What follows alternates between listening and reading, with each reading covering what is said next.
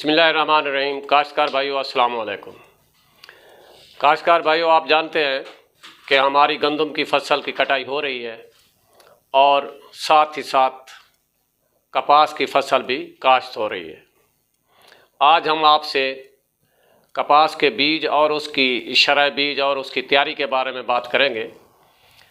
काश्तकार भाइयों, हम तमाम के तमाम जो ऑपरेशंस होते हैं काश्तकारी के, जहाँ ज़मीन की तैयारी होगी, ज़मीन का इंतखाब हो गया, खादों का इस्तेमाल हो गया, शरह फी एकड़ खाद का इस्तेमाल हो गया और फिर फसल कपास को पानी देने के मराहल हो गए।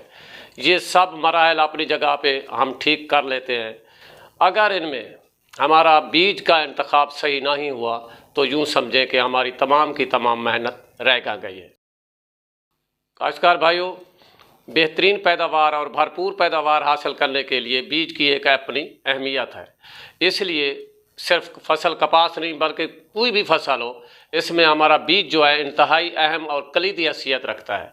अब हम बात करते हैं कपास के बीज की, क्योंकि कपास काश्त हो रही है इस वक्त।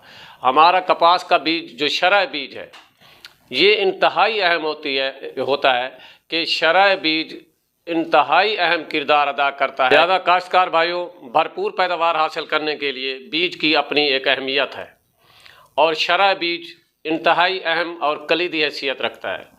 कपास के फ़ी एकड़ पौधों की तादाद को बरकरार रखने के लिए हमें एक ऐसे बीज की ज़रूरत होती है जिसकी जर्मिनेशन या शरह उगाव जो है वो हमें मालूम होना चाहिए।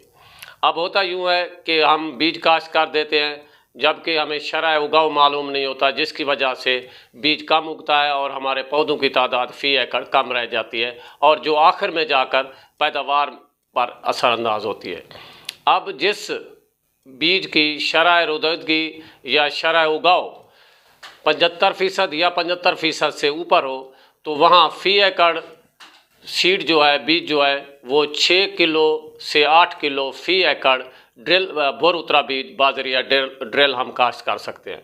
और जहां हमें खेलियों कर काश्त करना है तो वहां हम 8 किलो फ़ी एकड़ इस्तेमाल कर सकते हैं खेलियों पर कपास का बीज। हमारे चंद काश्तकार जो हैं वो रिजेज पे या खेलियों पे फ़ी एकड़ 4 किलो बीज इस्तेमाल करते हैं, जो इंतहाई गलत प्रैक्टिस है, क्योंकि बाज़ औक़ात बीज नहीं उग पाते और फ़ी एकड़ पौधों की तादाद कम हो जाती है। इसलिए हमें बीज की जो मिकदार है फ़ी एकड़ वो पूरी रखनी चाहिए। अगर बीज ज़्यादा उग भी आया तो छिदराई के दौरान हम उसको बीज को अपना पौधों को निकाल भी सकते हैं।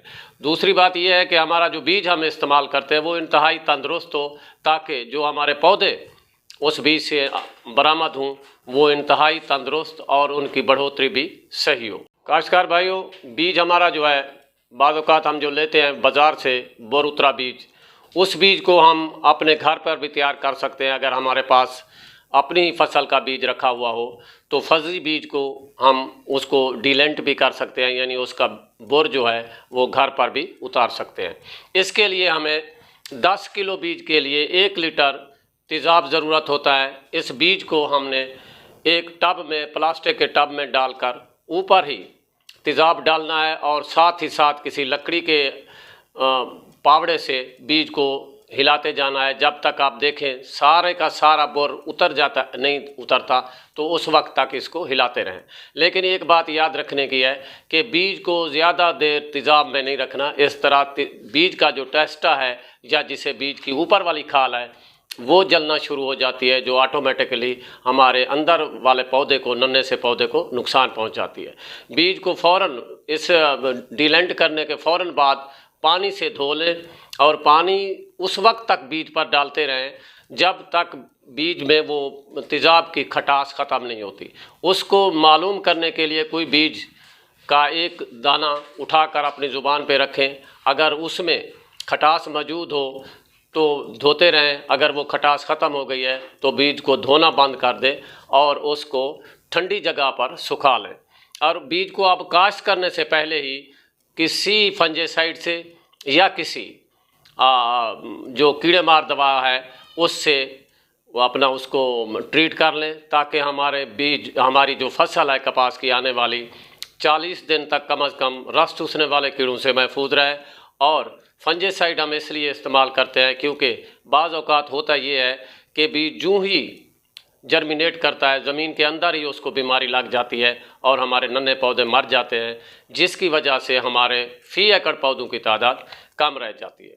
काश्तकार भाइयों, एक और बात याद रखने की है कि कभी भी बीज किसी दूसरे लोगों से ना ख़रीदा करें, बल्कि किसी मुस्तनद डीलर या मुस्तनद कंपनी से ख़रीदें।